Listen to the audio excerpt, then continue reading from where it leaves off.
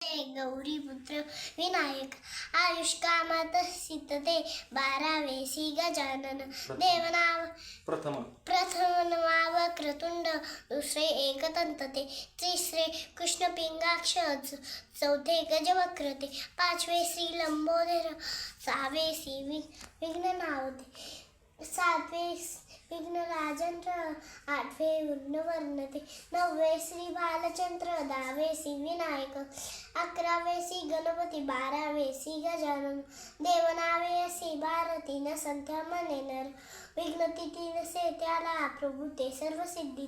विद्यार्थ्याला मिळे विद्या धन त्याला मिळे धन पुत्र त्याला मिळे